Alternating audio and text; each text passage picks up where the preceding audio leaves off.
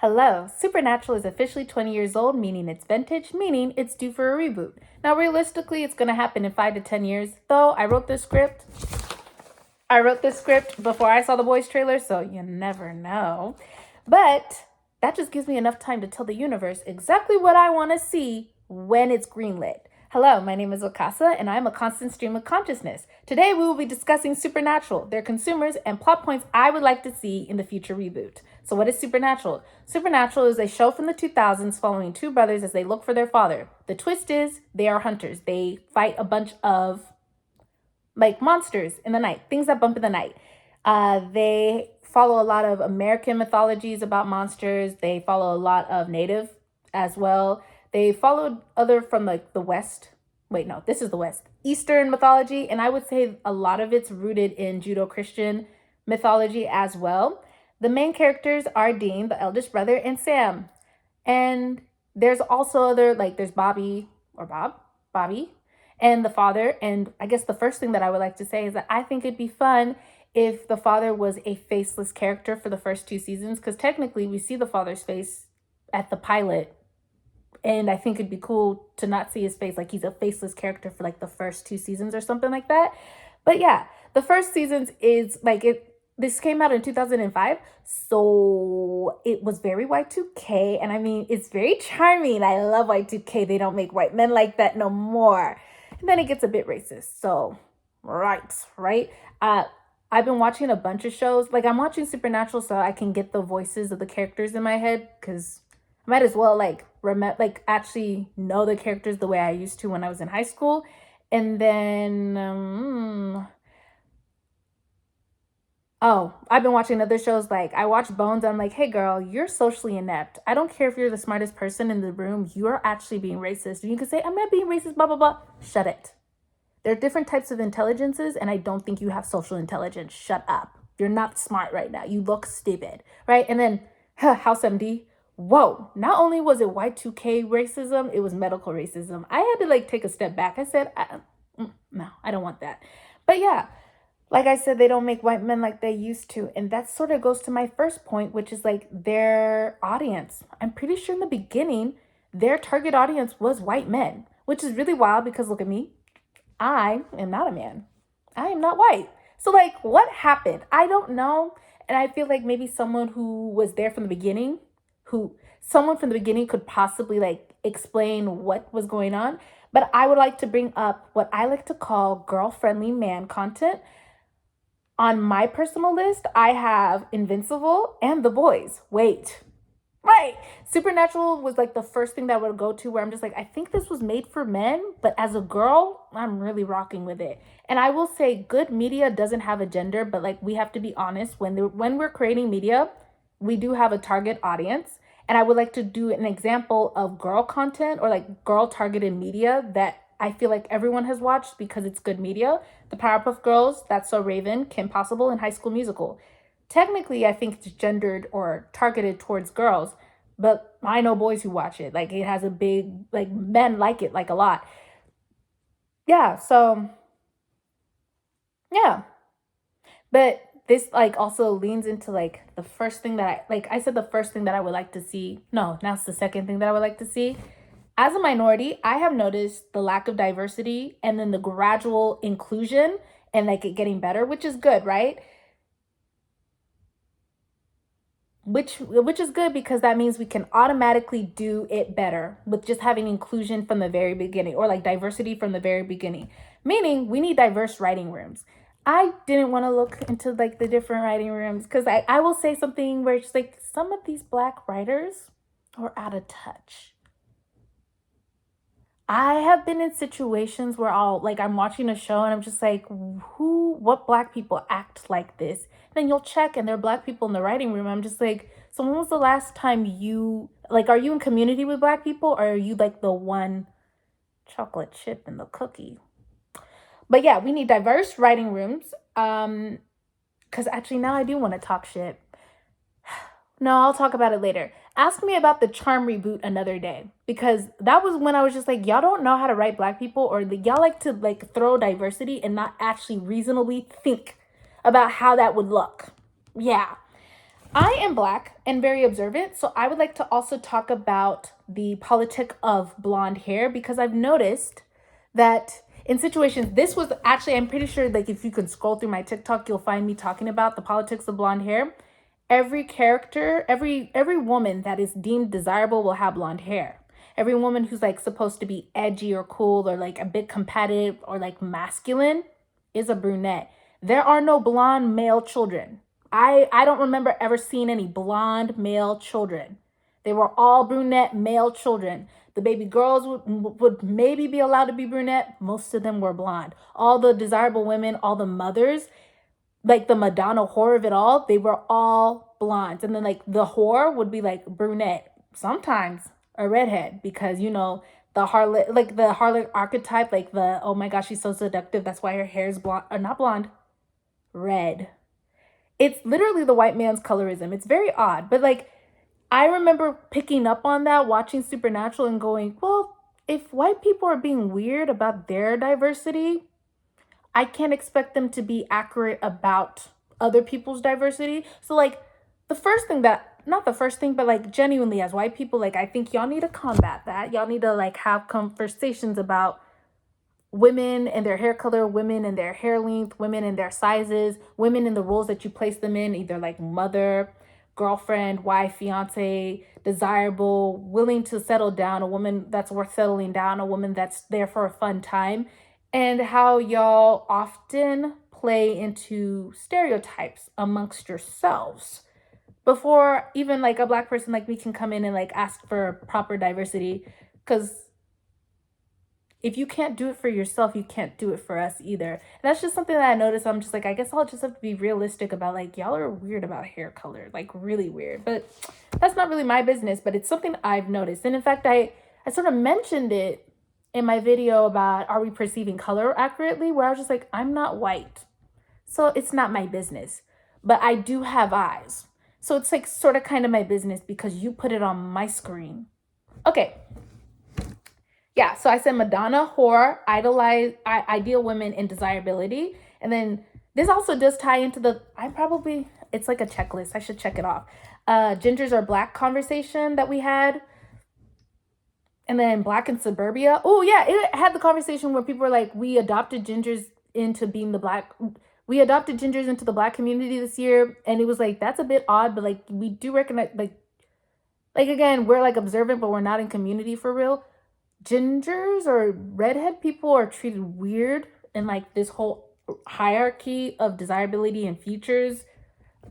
I don't know the origin. Well, I do. I've heard one origin and it's anti-Semitic. So I'm like, okay, is that true? Maybe. If like that's one reason, that might be genuinely something that people believe, right? Then the whole Black in suburbia trend where people are like, well, yeah, I'm not Black in suburbia, but I was a brunette and I knew how it felt not to be desirable. And then like people were coming out saying most blondes aren't natural blondes. The difference between you being brunette and being blonde was a box of dye, where me being Black in suburbia, I wasn't going to be able to change that at all, ever. So no, Black in suburbia is about Black girls and Black girls alone. That also, I forgot if that's from the same album, but like Normal Girl, I remember when people were just like, hey, like, if you are white, you don't really get what SZA is talking about when she's singing Normal Girl. You don't get it. It's okay. And then I do remember seeing when trans women were like, no, this song is for us. And I'm like, yeah. As much as like, yeah, SZA is, for what we know, she's a cis woman. Not to like put her business out there like that, just like what was it, Nikki Tutorials, she came out as trans. I went, what? You never know.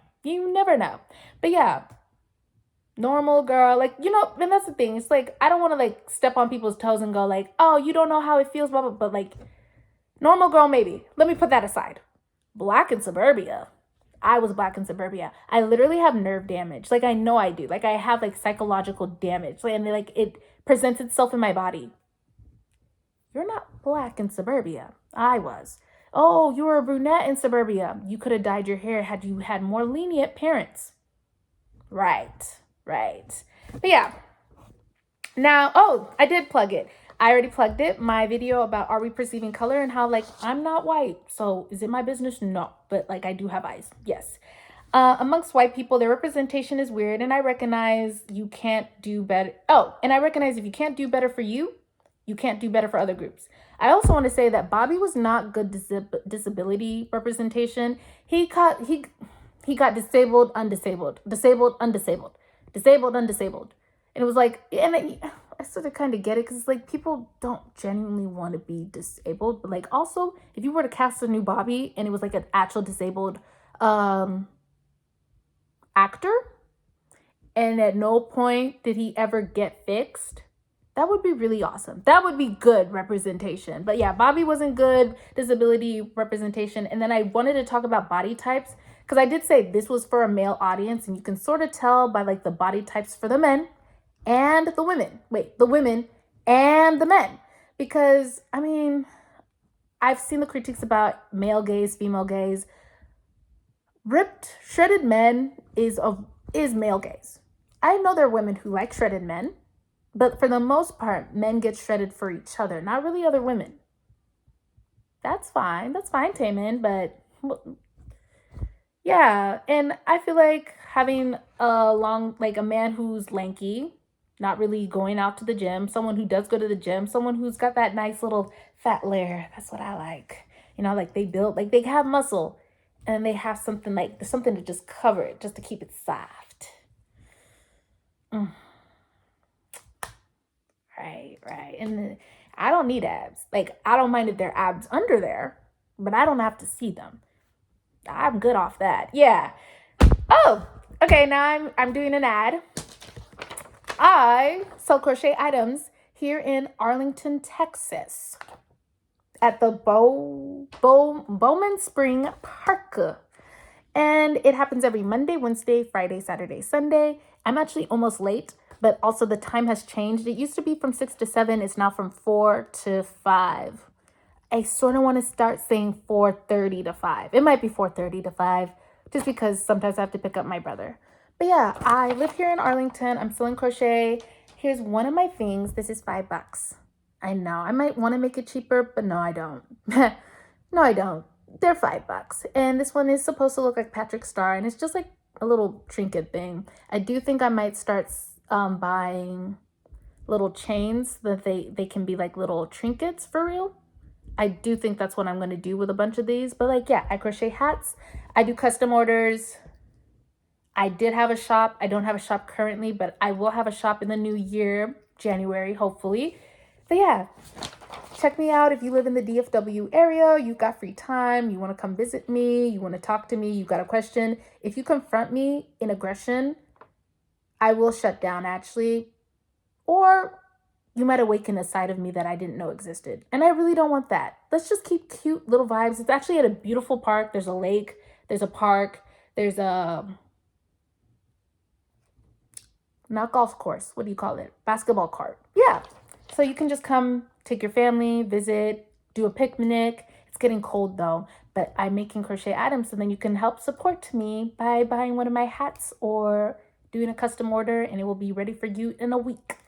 Thank you. Okay, now let's talk about monsters. Oh my God! Okay, so I've been working on this script for a while. I wrote this script before Princess Week made her video. And I was just like, oh, Princess Week, you're now Weeks? Princess Weeks, you're on a list with FD Signifier now. Because FD Signifier, I've been working on something, and then he uploads something, and then like, it's not word for word, but it's the fact that you're in my head. We're sharing brain space right now. It literally, you're stealing my idea. No, you're not, because I'm making my own version. But pretty much, I wanted to talk about how monsters historically have been a metaphor for the alternative or the other. Through disability, through illness or loss of anatomy, or even addiction, right? Through different religious or spiritual beliefs, it can be othered by queerness or othered by foreigner. Can you see how vilifying a monster for simply being a monster can come off as bigoted? I'm rewatching the show recently, but I can almost like guarantee there were moments where a monster was a monster, but they were trying to figure out a way to ethically survive within the confines of what they needed to eat or whatever, ethically, in community with other humans, and they would still end up dead at the end. I'm just like, but they weren't doing anything wrong. They were doing the best with what they got. It just felt like, oh, they have to go because they're not living in my way.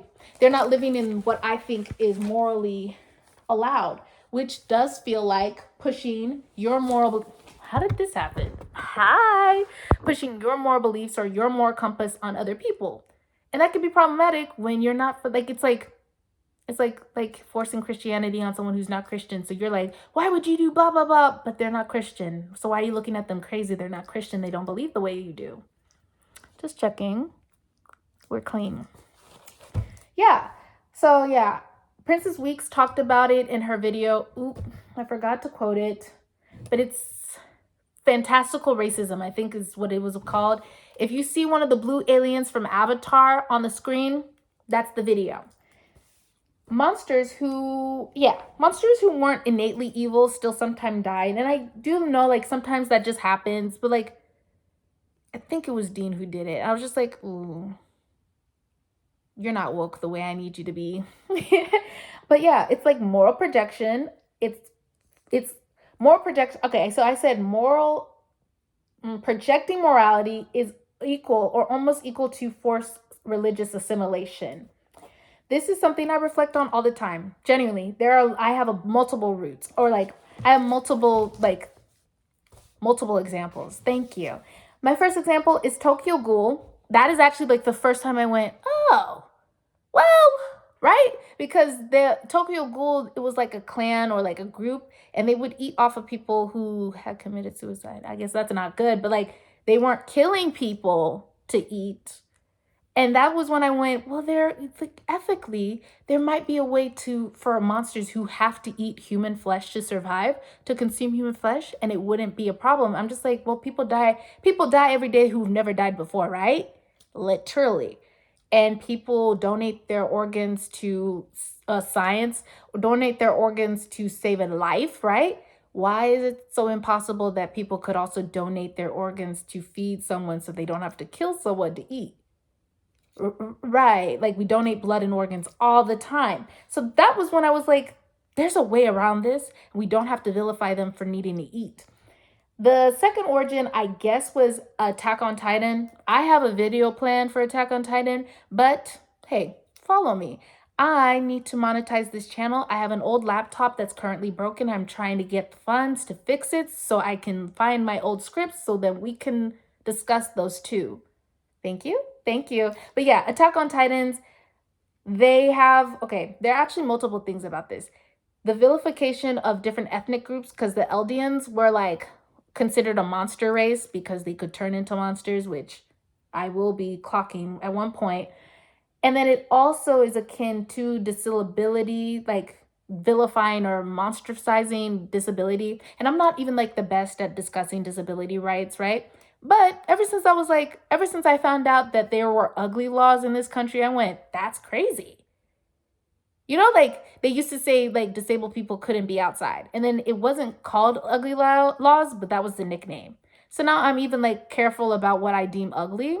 But yeah, like it's also akin to disability because people would die 14 years after eating whatever to become a sentient titan. They were pretty much doomed to death. Again, I have a video planned and we're gonna like hash it out, but Attack on Titan is also on that list. My Dogman video, which I will continue to talk about because I'm just like, y'all didn't get it. And you're gonna get it because you're gonna get it, right? I sort of talked about like the part of my brain that is tribalism, which I feel like tribalism is the mother or the origin of modern day racism, right? And then I made a video a long time ago where I was like, I'm in real life racist to pigs. Like when I think about the race that is pigs, they are filthy animals. I do find it crazy that we eat pig. Am I going to still keep eating pork every once in a while? I'm not objected to it. But if I think too much about it, I'm just like, you come from a lineage of shit eaters. Why? You are what you eat. everything that you consume, they break it up and then it becomes the building blocks of who you are. And I'm going to eat the building blocks of shit that built you up. That's crazy. That's crazy. You are a dirty animal. I should not be eating you. But that's just me thinking too much. But yeah, I want you to watch my Dogman video where I discuss it. I feel like I did, well, there are a bunch of and hopefully there weren't too many for this video. I'm really trying to practice, get better at it. But I was discussing how like sometimes as humans, like we're smart, so you can rationalize irrational things, but like, yeah, like sometimes you'll see something and because it's different and you're not familiar with it, it brings out feelings of fear or irrationality because you're scared, but you need to calm that down, focus and try to find the equal footing in that instead of running off the handles. With that being said, I came to the conclusion I still don't like Dogman. Oh well. Then I sort of talked about, now, this is one of my scandals, and I refuse to read any of the comments from this video anymore. I was technically in the wrong. Okay, yes, I was in the wrong, but like, not okay. Explaining it would only make me sound crazy and wrong or like weird. But I made a video where I was like, I ship Nefera, and Toralei.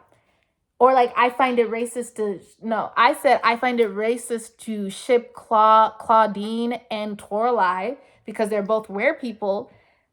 Were people are not real race. It's not a real race. With that being said, the fact, like, we racialize different things. And people are like, well, I see Claudine as black and Toralei as white. I think she might be French or Asian. So they're not the same race. And I'm like, they're not. One, because where people isn't a race, and I get it. I'm trying to remember that, hey, sometimes your tone can be misextruded and people come online and they literally pull at people's emotions, specifically anger. So if I come in hot, like, I find it racist, now people are already up here and you didn't want to be up there. So that was my first mistake. My second mistake was not checking the ages. Oops. Because I feel like had I checked the ages, I would be like, actually, this is not cute. I'm checking my hair. It was wash day. Yeah. But yeah, I'm not linking it. I never will link it. You need to find it yourself. It's not that hard to find. But yeah, technically where people technically can be racialized. So like, I was being a bit disingenuous, but also, exactly, it's just like, I'm capable of holding both the things. I'm capable of holding two concepts at the same time. It's not that deep. And it is that. And it is that deep. And it's a balancing act. I don't know. It's a sore spot. I feel like if I felt like it, I could probably unpack it better than I did just now. But it's not the time. But another example, I talked about monster fuckers, and I talked about it in my video where I talked about, what do you call it? K-pop demon hunters. Where I was just like, I feel like monster hunters and the women who are attracted to POC people there's a Venn diagram, and there's a good chunk of that Venn diagram that a good chunk of it overlaps. Where it's just like, I don't think you think about the social repercussions of procreating with someone outside of your race, or in this situation, procreating with someone who's not of the same like species, right? Because I think about the situation with Renesmee in Twilight where she was a half vampire, right? And had there been human hunters, they would have gone after her. But in that situation, it was the vampires who were like, that should what was that? It's a hangnail. That should not exist. And they were going to kill her. And sometimes I think about, like, yeah, dating outside your race, y'all don't take it seriously when you have a racist family and you're dating people of another race as a form of rebellion. But then you don't realize that when you have children of another race, that they have a whole side of the family that will not love and respect them the way they deserve to be loved and respected because they're racist. Like, how do you not think about that? Oh, but you're just here to have fun. You just want to fuck a monster. In this situation, you just want to fuck a POC person without thinking of the repercussions of bringing life into that type of conflict. And I think about that. That's part of the reason why I'm just like, yes, I'm into vampires. I'm not having a kid with you. I'm not turning into a vampire either. Yes, I'm into angels. I would be damned. I would be damned if I had a Nephilim. I don't know. I just like from the context that I've heard in the Bible, y'all didn't like them, and I don't feel like bringing my child into a world where like humans are gonna look at my kid crazy, and then the angels are also gonna look at my kid crazy. That's not fair. That's really weird. And at the very least, if I did want to bring a child into this world, I would make sure to start mending those cultures together so that they could coexist, so that when my kid comes into that situation, they would be fine. That's actually part of the reason why I'm just like, as much as I'm attracted to all races, I think I need to be realistic about the concept of bringing a child that is going to be biracial into my family that might have biases over different ethnic groups. So I can't just be dating all willy-nilly without thinking.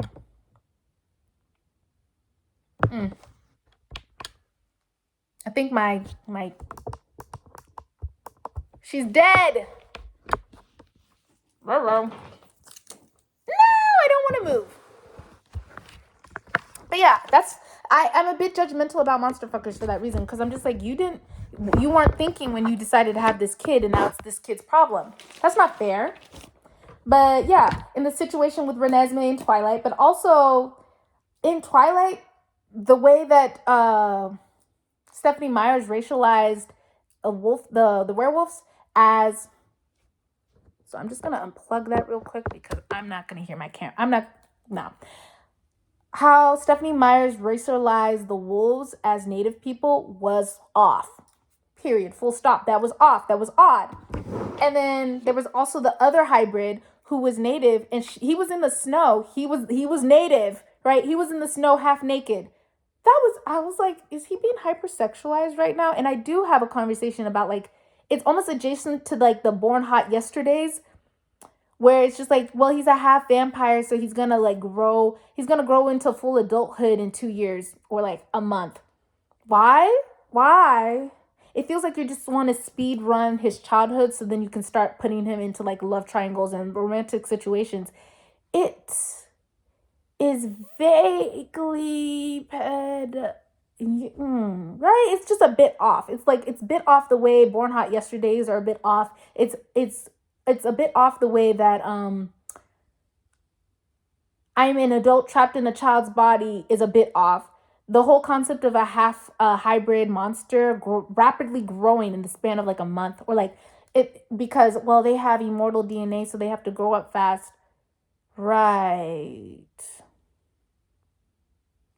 I personally respected Invincible for like having it be the purple baby. He's growing slow. He's growing super slow because of the disconnect there. I went, that makes more sense. Because some people are just like, well, they're immortal because they're aging really slowly.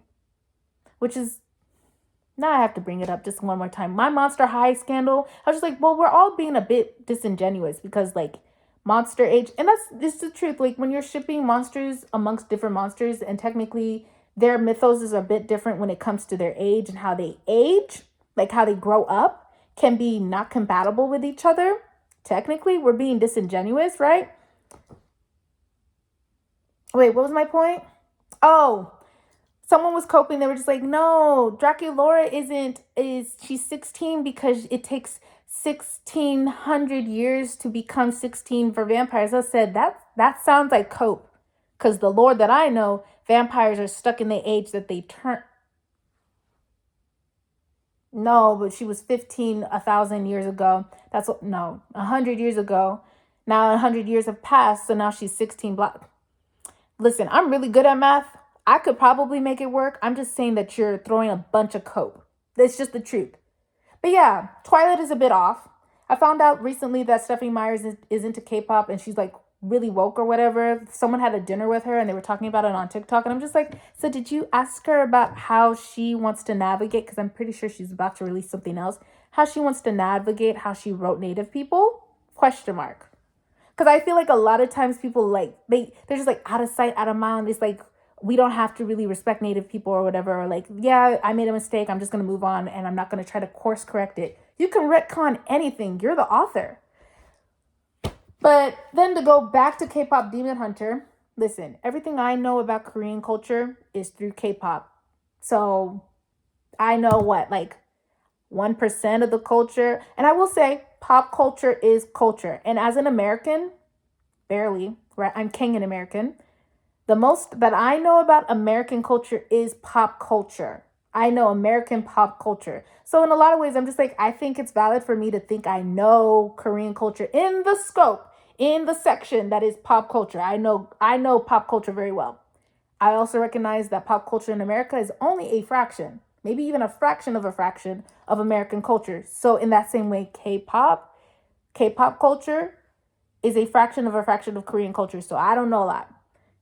From the stuff that I've heard in passing, they don't like biracial people, or like they're starting to warm up to biracial people for real.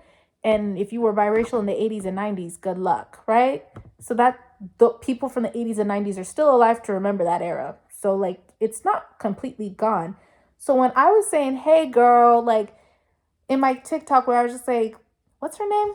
The main character, her being half demon, and like it was her trying to hide her half demon side and even eradicate part of her heritage. I was like, this is weird. And especially since I already know that Korea, and I mean, I'm not one of those people who's just like, these other worlds are so backwards or whatever, because every culture is like a mirror to another culture. I promise you, the way we treat biracial people here in America would also be off-putting to certain cultures. So I'm not saying like, oh, Koreans are like the worst of the worst.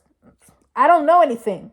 What I'm saying is that it's a bit off-putting to see that from a culture I do recognize has only recently become more accustomed and more accommodating, but like more willing to be in cult or like in community where they're biracial people.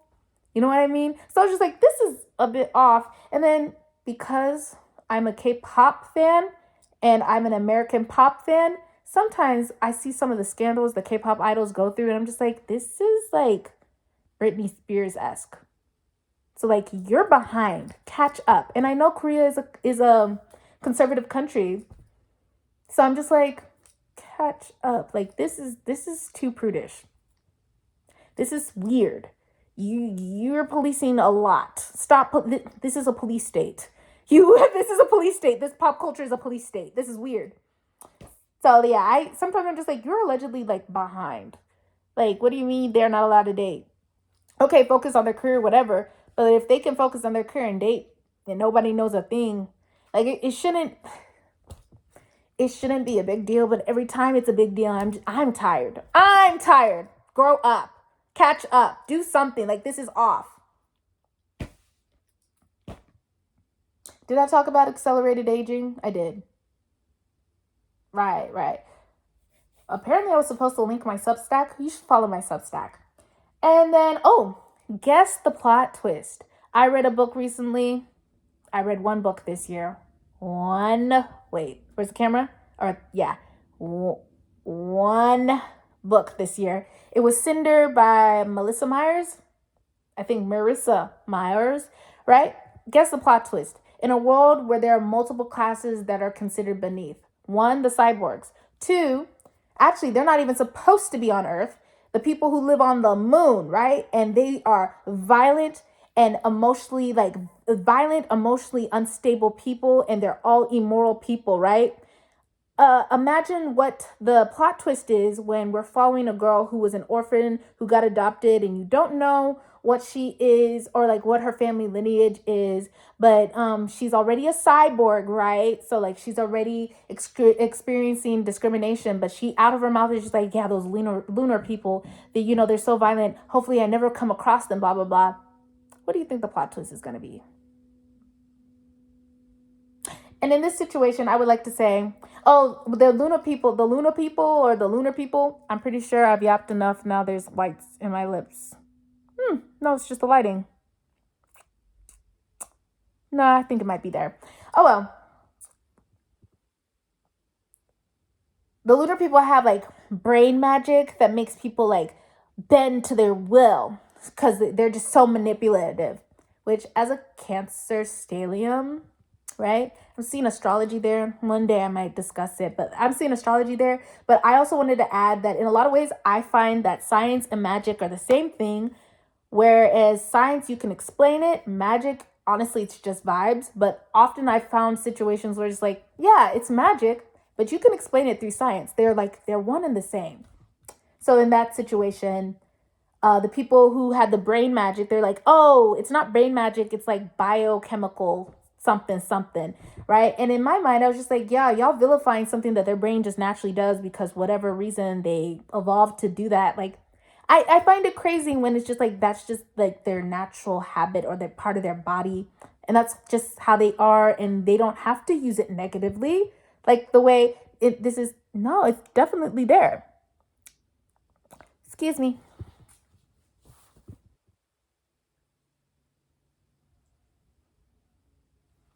I would edit this, but I actually don't have my editing software anymore.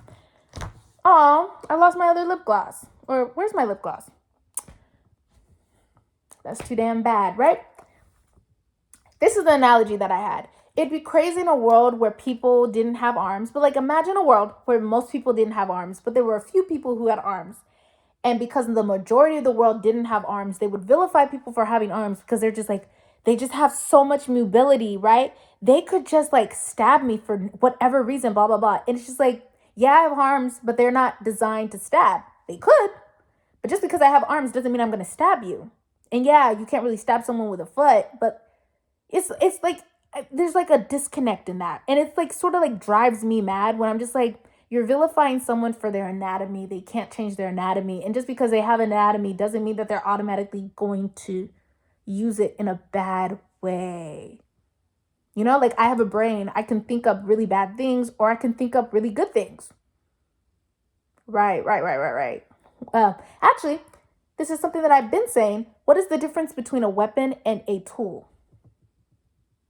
Intention. Right. Anyways, I'm going to read off my notes. Let me shift a bit. Sorry. In a lot of ways, hunters function as police propaganda. White and or men romanticize the lives of outlaws, cowboys, secret agents, or whatever other gunslinger with a moral code, but we often don't unpack the potential political ideologies behind those moral codes, right? Hunters in the TV show, they're hunters. I told you that, right? We're going back to the show. Hunters, they're hunters. It's police propaganda where it's just like they know what's right and wrong, so let me kill the monster, blah, blah, blah. That's a bit off if you haven't really unpacked what makes them bad. Oh, they eat humans. Well, how did they, I eat cow. If cows got enough sentient to start like attacking humans for eating us or eating them, I'm not a cow, no. But eating them, would we be the bad guys in the situation? Yes, but like no, in our reality, no, right? And this is where actually Sam comes in. Oh, Jesus. I didn't realize how long this was going to be.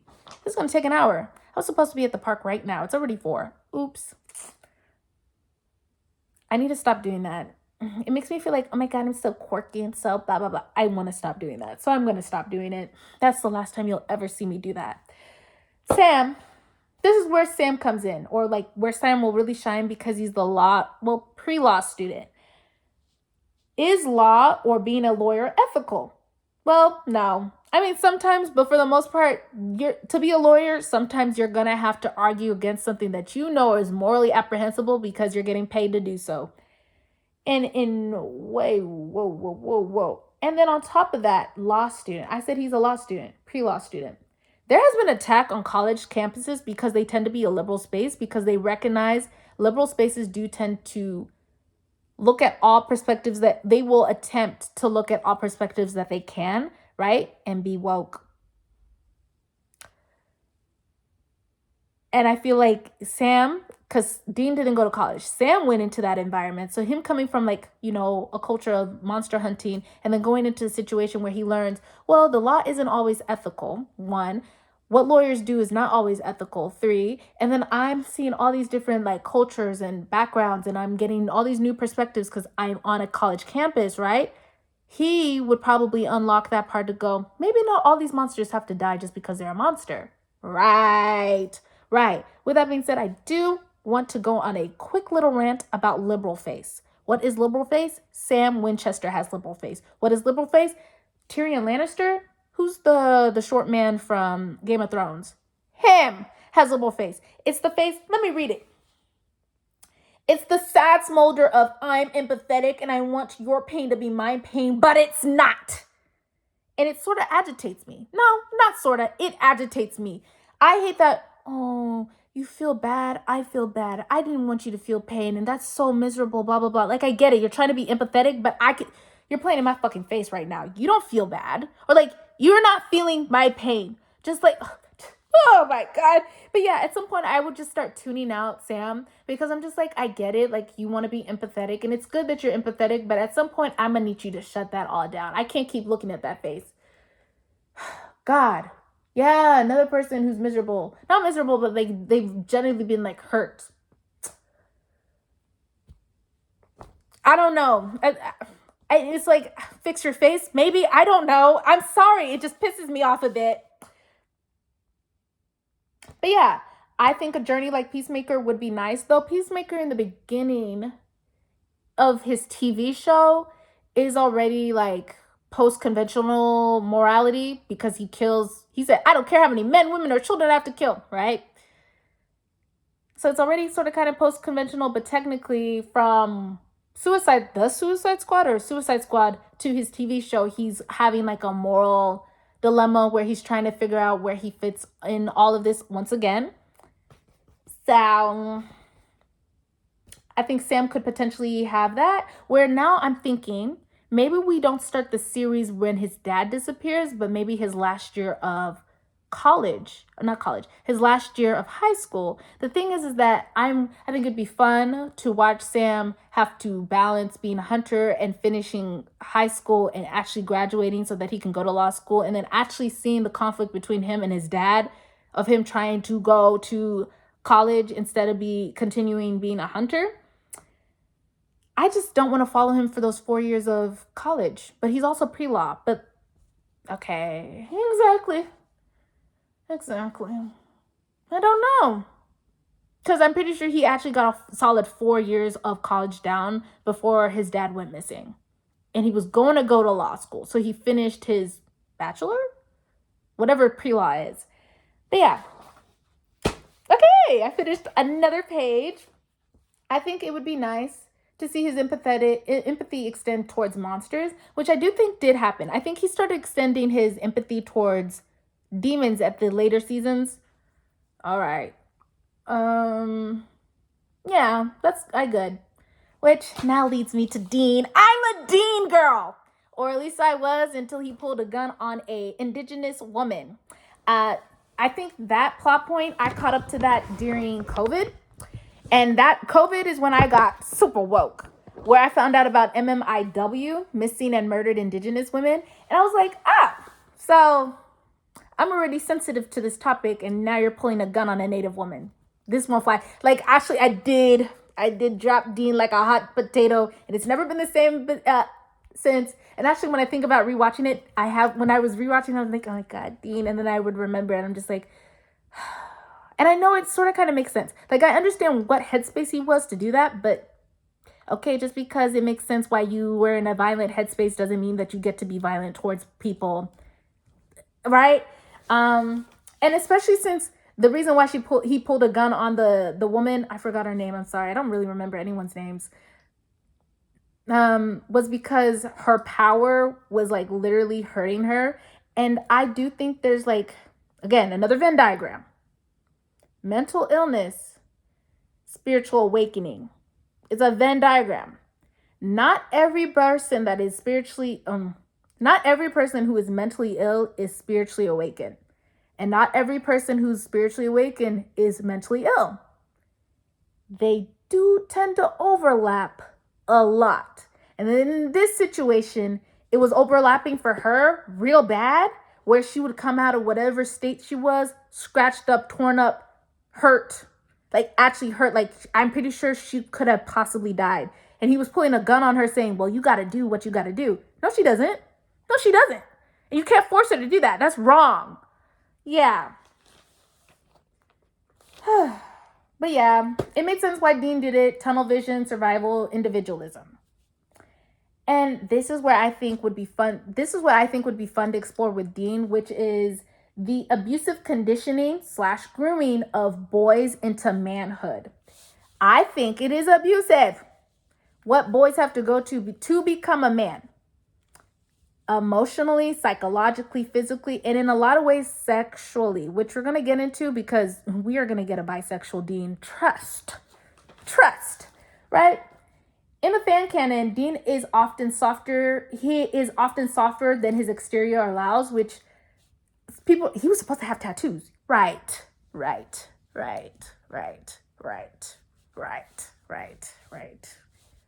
He was supposed to be fully tatted up, right? So I know you got a budget for it this time. Do it. And I know it's going to take a while to put it on every time he films. That's fine, Timon. Let's get a friend on the line. But yeah, I feel an akiness to Dean. I think it's because I'm an older sister, so I literally can't see the parentification of Dean, and it mirrors my own life. Dean, in a lot of ways, was Sam's mother, not second father. And on some low-key on some Finding Nemo shit, like, have you ever watched the film theory about Finding Nemo? And how technically in the animal kingdom, Maurice, is that Nemo's father's name? He would have become a female. And that sort of kind of plays into like the essay of it all. I wouldn't want it. I wouldn't want it to be like, oh, Dean's father was essaying him. No, that's not what I'm saying. What I am saying is that in a lot of ways, to become a man in this world is innately sexually abusive. It just is. Some of the things that like you hear and like it just gets normalized and it's just like, no. Yeah, if the roles were reversed, yes. I think a lot of people would be able to tap into that's actually really terrible. Right. So it was bad right now when it was a little boy. Yeah, right. Yeah, right. But no, I don't think Dean's father should have did anything to him. That's not what I'm saying. I'm just saying that in a lot of ways, to be parentified is abusive, is doing something to your psyche in general. And I was contemplating if I wanted Dean and Sam's personalities to switch, but then I realized Sam can't be angsty the way Dean is angsty because he can't miss something he never had. And in fact, Dean was there for him, right? Like Sam can't miss having a mother because he never had a mother. And in fact, Dean was playing the role of mother for Sam. But Dean can be angsty about not having a mother and then not having anyone to fill the role because in general, men are not taught how to be good fathers. So yes, even if the father was doing the best with what he got, he would have been emotionally neglectful to both of them. Whereas Dean would have been able to pour into Sam. Sam would probably not be able to do that because he's a child in the situation. In the same way where it's just like a mother is supposed to be there emotionally for their child, but like the concept of your child being there for you emotionally is a bit inappropriate because that's not the child's job. You know, like you're supposed to have a life partner. You're supposed to have an equal. You're supposed to have an adult with you to help you with your emotional stuff. And that's not your child's job. So it was never Sam's job to also balance Dean's emotional state because he's the child in the situation. And sadly, Dean is the mother. Does that make sense? Like, right? I lost my place. Yeah, I asked at the end who was going to pour into Dean. Children are not responsible for the emotional states of their mother. Sam would not be reciprocating the same nurturing of Dean. What I will say is the older that they get, technically Sam would, but I would have to say the fact that Dean is playing mother means that there will always be a boundary. And no matter how old Sam gets, that's Dean's baby. And yes, they will become more of equals technically the older they get because they are brothers. parents, like, not parents, children who are parentified, I think most people do recognize, like, you will never really be equals with your siblings. Like, no matter how old, like, the stuff that you had to go through to make sure that your sibling was okay, it puts you on a different landscape than your siblings, no matter how old they get. It's just the truth. There will always be like a bit of a barrier right there.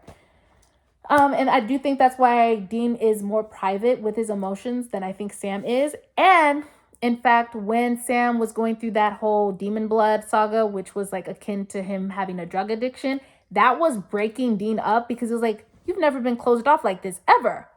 I'm your mom. Like, you're going to do this to me? Talk to me. You're going through something. Talk to me. Whereas that's not the same case with Dean. Yeah. Oh my God. I'm almost done.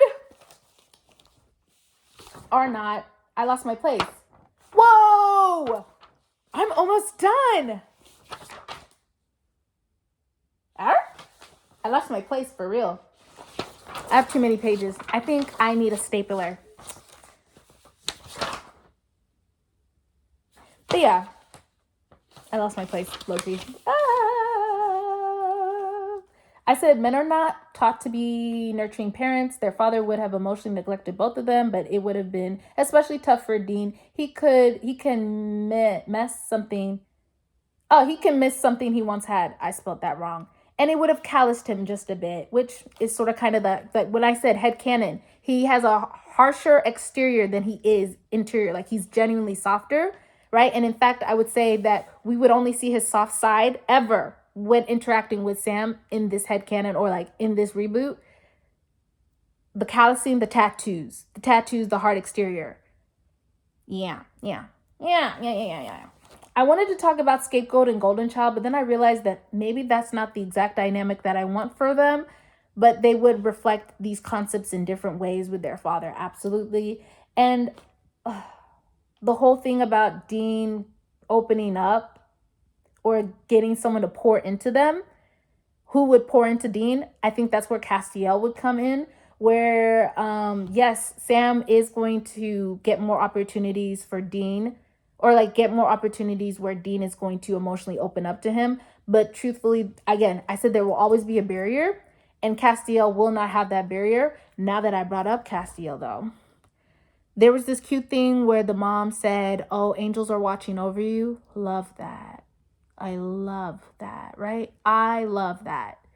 I hate the concept of like an immortal being watching a child grow up, and then once they become an adult, they are romantically linked. That's disgusting. So that will not be happening. Trust. No. Castiel doesn't know Dean exists at all. He got on the task, on the mission. He came into the mission right like the other day. He met Dean for the first time, didn't know Dean existed ever. Up until right now when they met eyes. And then they fell in love. Because I hate that. I hate it. It's just so weird and icky. And I don't want that. You can't ruin my ship. Don't do that.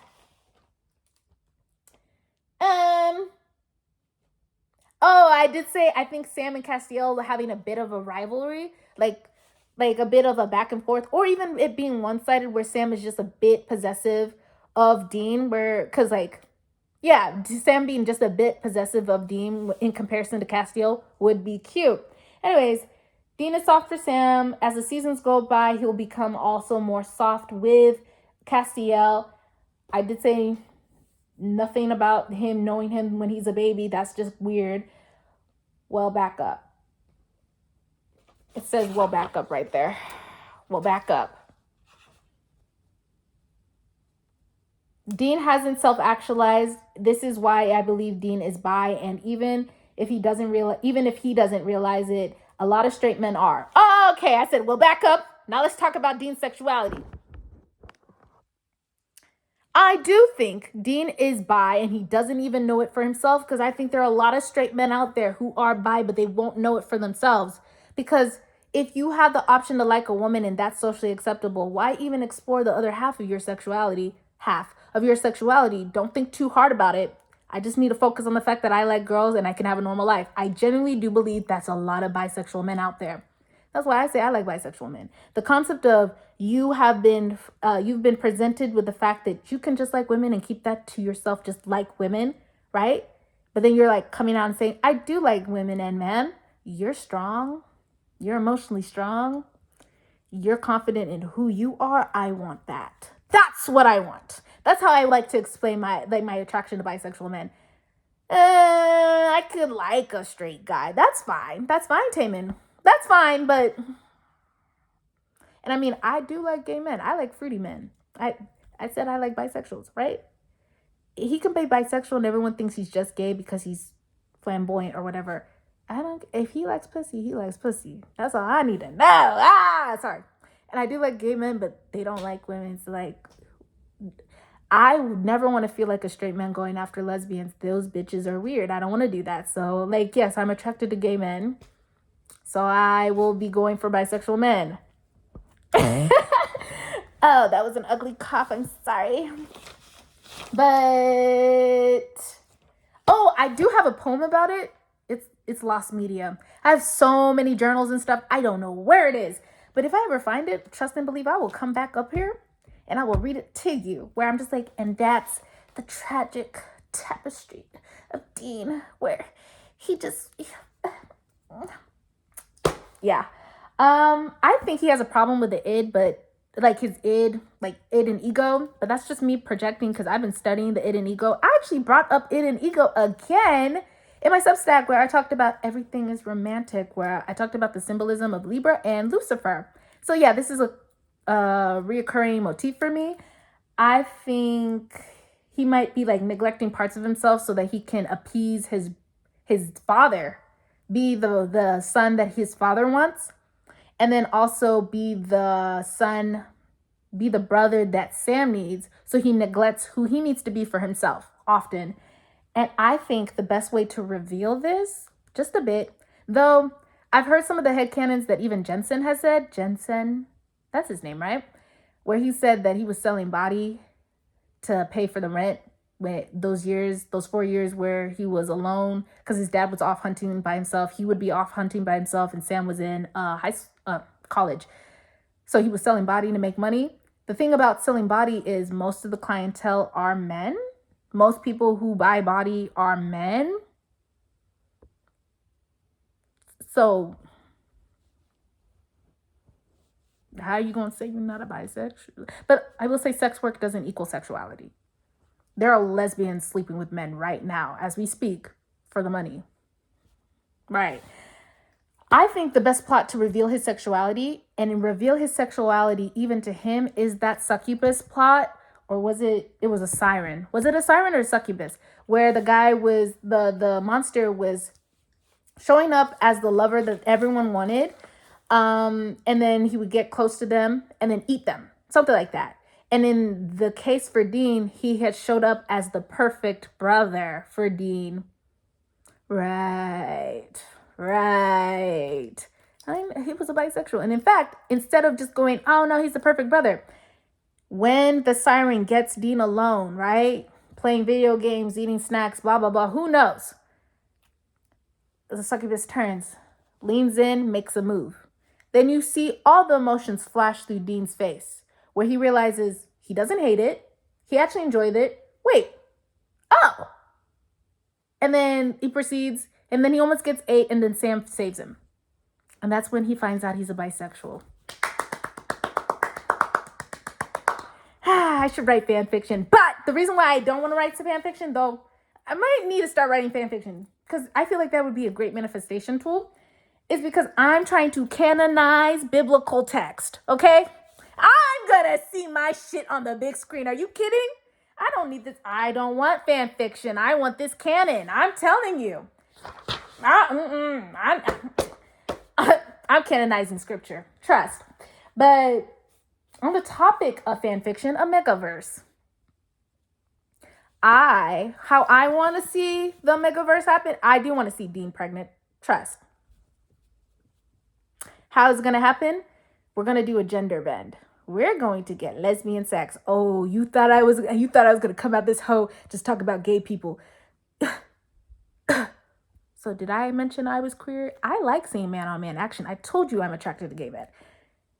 I'm not a man. So guess what? I'm gonna need girl on girl action too. We're gonna have some magic thing happen where Castiel, Sam, Dean, whoever else is in the plot gets gender bended, right? You want to see how woke I could be? You know how many girls go to Hollywood and they want to be an actress and they end up being a porn star? I want I want them to cast porn stars to play the gender bend. No, no, no, no. You don't agree? You agree. Come on now. Come on now. So, okay, you get like 3 porn stars. That's the thing though. Technically, Sam's not, I mean, whatever's going on in the plot, maybe. I don't know. I don't know what's going on with Sam, and I'm not into incest. Ugh. No. But somehow in the plot, we get, and it's going to be softcore. It won't be real porn. Jeez. Okay. I'm not that woke, not that liberal. I'm not that free, but like softcore stuff, Castiel and Dean, right? When they get converted back, the wires are crossed somehow. So Dean is pregnant because when he was a girl, he got pregnant by, I guess, Castiel, even though Castiel's low-key a girl too. Who fucking cares? Femsemination. That's what I like to call it. You know what it's called? Male impregnation. Femsemination. Insemination, but femsemination. I need this to be a term for real. Femsemination. I don't care. Somehow he's pregnant, right? The wires get crossed when they get switched back into their normal bodies, and he's still pregnant as a man. And then we would introduce the Nephilim plot. And I already discussed how, like, hey, like, I feel like some people are just like a bit willy-willy about having a biracial child or having a bispecies child, which is a bit off because people who engage with it, you will be dealt with, you will be shot. But I'm talking about angels, aliens. I'm not into werewolves, but fine. Vampires, any monster fuckers, right?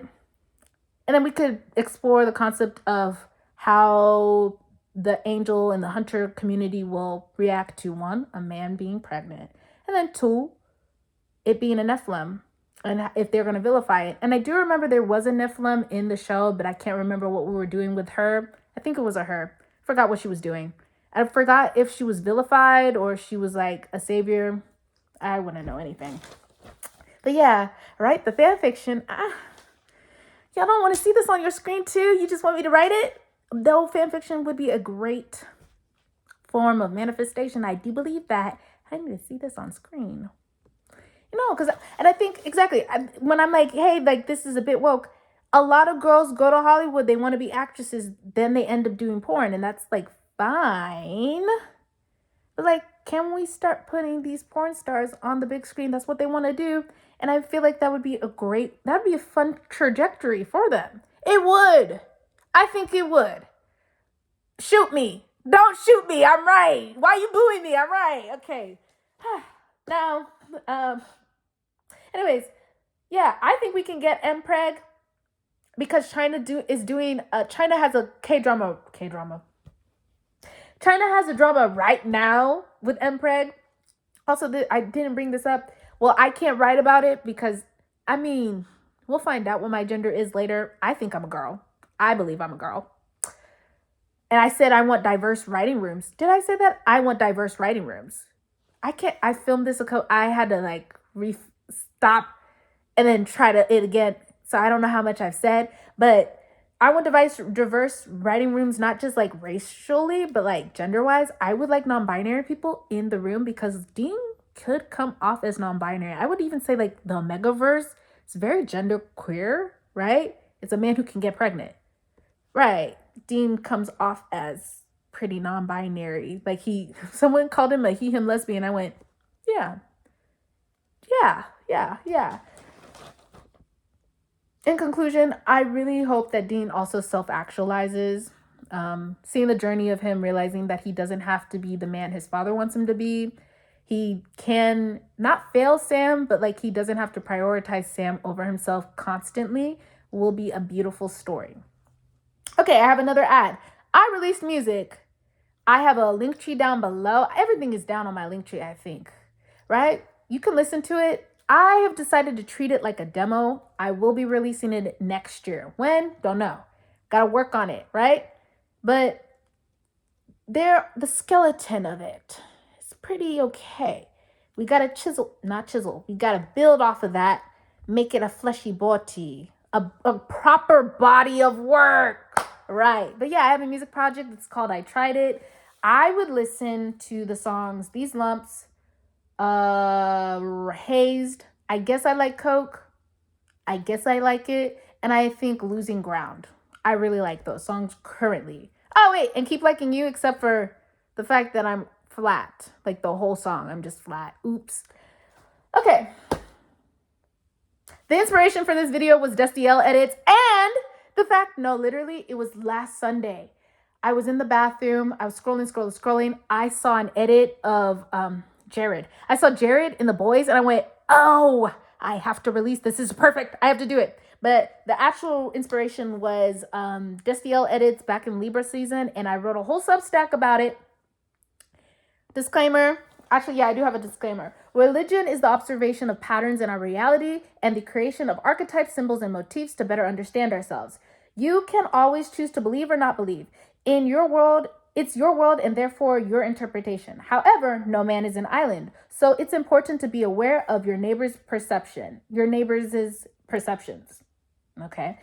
So I welcome you to hear what I think. So pretty much I discussed the symbolism of Libra and its connection to Lucifer, and how it sort of connects to Castiel is because Lucifer is an angel like Castiel. Yeah. And then Dean is a human like Adam and Eve. But you have to read it. I actually have a read along on my page. It's called Everything is Romantic if you don't want to read it. With that being said, as much as it's like practice. Oh, my phone is about to die. Practice. I was doing, yeah, I did. I'm a bit disappointed in myself, but it's okay. Practice. And wait, are you about to die on me? Oops, I gotta go.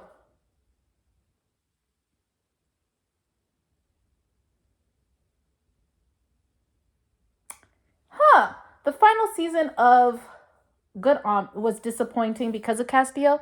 Apparently, I brought up Good Omens in the script. I do see how Good Omens is connected. I don't remember any of these shows I've watched recently. I don't know what's wrong with my brain as of right now. There's a new season of Good Omen coming out, right? Right. Anyways, thank you so much for watching. I really appreciate it. But I also want to say, please subscribe. Please, I have goals. Yeah, I have goals. I would like to make it to 500 followers on YouTube and Instagram. I have a TikTok. I would like to get to 700. I would like to fix my laptop. I got a lot of old scripts on there, right? And then I just want $10,000 cash. Now that I do. Did you see that shadow move? Okay, I do have a tip jar in my link tree. No. If you can, please check. Like, if you live in the DFW area, I would love to sell a hat to you. Like, that's where I want to make my money. I might even take it down. Actually, I don't know.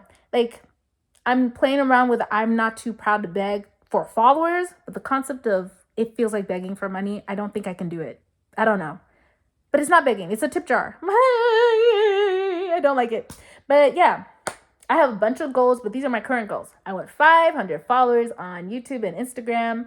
500 followers on YouTube and Instagram. I want 7,000 followers on TikTok. I would love to fix my my laptop. And yes, I have a personal goal on this list, and it's $1,000 in cash in my hands. I think I currently have $25 in cash in my hands. Also, if you did the tip jar, it wouldn't be cash. So don't think I'm telling you to give me money. No.